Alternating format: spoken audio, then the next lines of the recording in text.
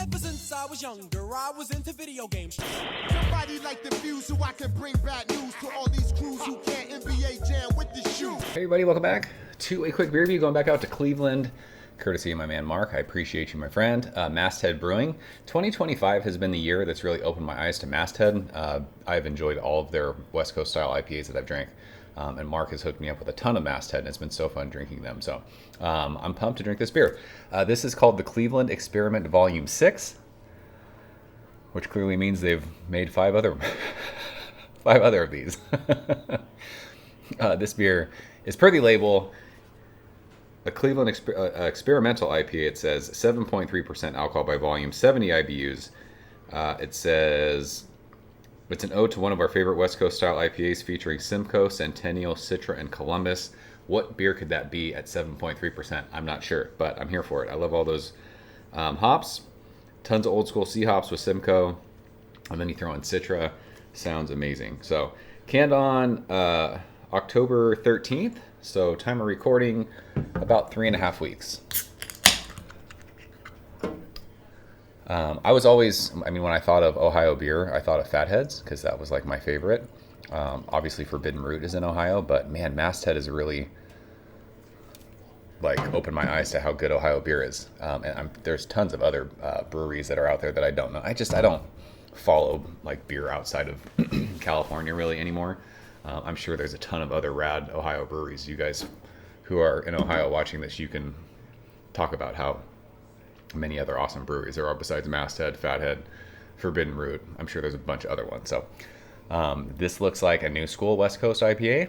It is super pale. It is straw yellow. Although I will say there's plenty of carb in the glass. Quarter finger of bright white head. It is dissipating rather quickly. Is that the hop oils that do that? Nobody's ever told me the science behind that. These new school West Coast IPAs, if that's what this is, the heads just don't stick around. It's strange. It's not strange. It doesn't matter, but what's the science behind it? Someone help me. Let's smell this thing. This beer smells good. This beer smells fruity, but it has like an earthy funk to it. It's catty. It's sprucey, piney, but yeah, it just has like, it reminds me of Nelson. Nelson gives off like this earthy funk. I think Columbus can do that too. But yeah, piney, sprucey. There's a citrus aspect to this, but it's not like overwhelmingly citrus. This feels earthy and catty to me. We just drank Blind Pig recently. Does this kind of remind me of Blind Pig? I don't think it's as fruity. The last bottle of Blind Pig I had felt very fruity. This beer smells awesome. There's like a nice like sourdough bread thing, like malt like aspect to this.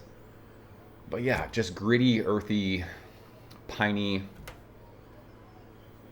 a little bit of citrus. It smells good. Let's go ahead and taste it. Mark, cheers. Appreciate you, bro.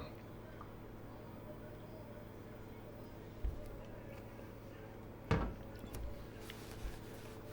says 70 IBUs are on the can. Beer is bitter. Love it. Gosh, I love bitter beer. Remember those old commercials like Bitter Beer Face? It's funny to me that people don't like beers that are like intensely bitter. It tastes like you're eating a grapefruit peel, which I fucking love grapefruit so hard. So the Citra is definitely there as far as like the citrus aspect to this. It is very intense, middle of your palate to the finish, with like that zesty, pithy grapefruit lemon peel.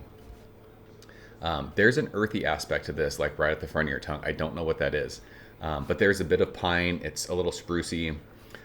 This definitely looks like a new school West Coast IPA, but it does not drink like one. It's not like crazy fruity, sweet. People talk about like they don't like new school West Coast IPAs because they're too fruity and not bitter. This beer is plenty bitter, and it feels old school. Hop resin for sure, but there's like that sourdough, like crackery, bready finish, which is awesome. This beer feels light on your palate for being over 7%. Like this is crazy drinkable, I think, for the ABV. It feels bright. It feels zesty. I mean, it's bitter. It's bitter without being palate fatiguing, in my opinion. This might be palate fatiguing to some people. I'm not sure. I grew up in the IBU war days. I love intensely bitter beers. This beer has that, intense bitterness to it, but it's not for me crazy. It could feel that way. I'll have to look at Untappd check-ins to see what people say about this beer, but definitely like catty, earthy, sprucey, piney. It has that like old school aspect to it. But you're getting like that citrus zest, that citrus bitterness mid palate with that nice sweet bready finish. Super easy drinking, feels light. It's dry on the finish. It's good stuff. Is this the best like Masthead West Coast hoppy burps IPA that I've had? Probably not, but it's really good. I haven't even had like a beer where I'm like, that beer's just kind of okay. They're West Coast style beers. Fuck, someone from Masthead had to have grown up drinking old school West Coast IPAs. I would guess that whoever's out in Ohio is still getting like California beers shipped to them and drinking them and trying to brew them the way that we're drinking beers out here, because these beers feel like beers that I'm drinking in San Diego. It's the best way to describe it. This one's really good. So we will leave it at that. That's the Cleveland Experiment, Volume 6. Mark, I appreciate you sharing this one. Do you guys have it? Let's talk about it. You guys Masthead fans? Also, let's talk about the other great breweries in Ohio. Leave all those names in the comments so we can try and seek out some more Ohio beer. So that's it. Appreciate you guys watching. I'll see you soon. Cheers. Thank you for coming behind the bar, in the arcade, all that shit. Ever since I was younger, I was into video games. Somebody like the view so I can bring bad news to all these crews who can't NBA jam with the shoe.